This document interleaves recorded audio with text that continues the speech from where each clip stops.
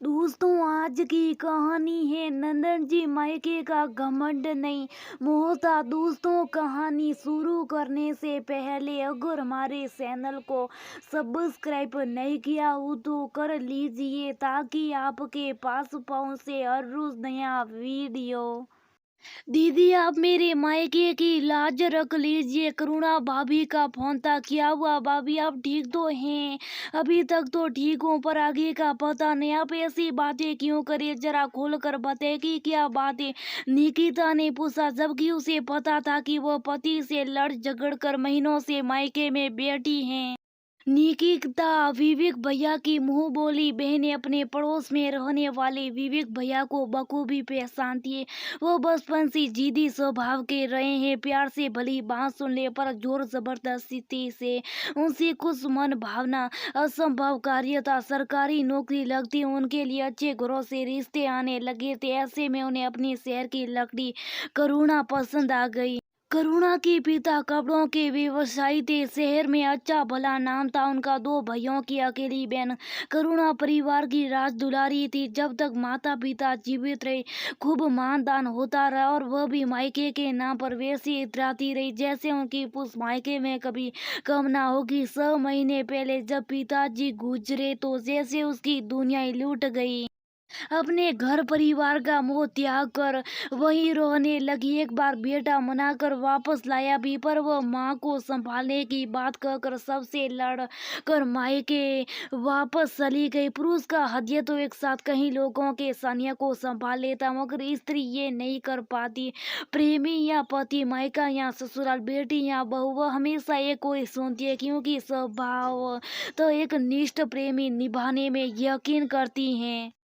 बस इसी तर्ज पर वह पिता का घर थामे बैठी रही। पति व बेटे भी इस अकादमों को देखते हुए एडजस्ट कर रहे थे। वह रोकने से रुकती नहीं थी तो उनकी हाल पर छोड़ दिया। पिता के जाने का गम माँ से सह ना गया तो पिछली माँ ने भी दम तोड़ दिया। वह बेहतवाई सी रहने लगी, किसी हाल में घर आना ही नहीं चाहती। माई के प्रेम को देखते हुए विवेक भैया भी उब चुके थे।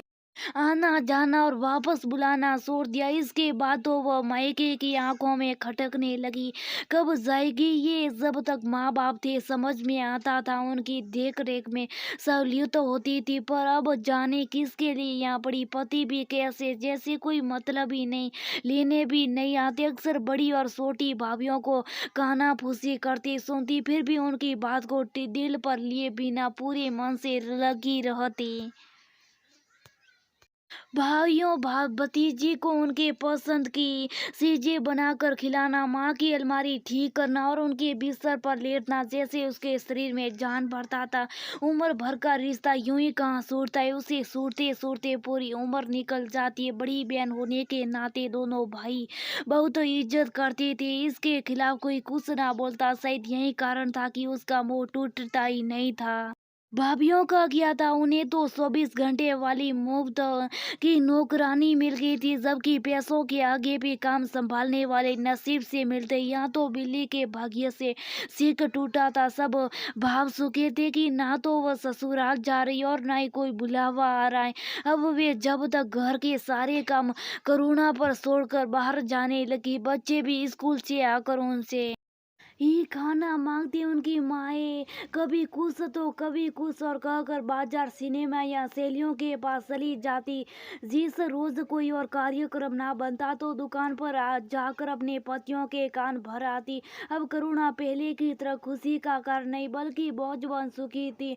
सब सगे भाई भी उसे कतराने लगे। उनके बदले रवियों को देकर रह रह कर अब सोच होना शुरू हुआ। सोचने लगे कि काश इतना वो अपने पर घर परिवार से किया होता तो कम से कम सामान तो पाती। आज ना तो माई का हाथ में था और ना ही ससुराल। तब जाकर उन्होंने निकिता को फोन किया। मैंने तो पहले कहा था भाभी की माई का 4 दिन की साधन है, पर आपको तो मायके का बहुत घमंड था। निकी ने कहा, घमंड नहीं मोहता दीदी, अब वो भी भग हो गया। विवेक से लड़कर कहाँ आई थी, अब अगर खुद से लौटी तो वह सारी उम्र जली कटी सुनाएगी। अगर अभी यहाँ से ना निकली तो वापस कभी ना आ पाऊंगी। यही काम कह कर मैं मर जाऊंगी। अच्छा भाभी मैं कुछ करती हूँ कहकर निकिता ने फोन रख दिया। घर की लक्ष्मी घर में अच्छी लगती है विवेक भैया। अब भाभी को लेट जाइए, सुबह सुबह आंटी से टिफिन बनाना होता नहीं, आखिर बच्चे कितने दिनों तक बाहर का खाना खाएंगे। उसने समझा बुझाकर विवेक भैया को करुणा भाभी को मायके से वापस लाने के लिए भेजा।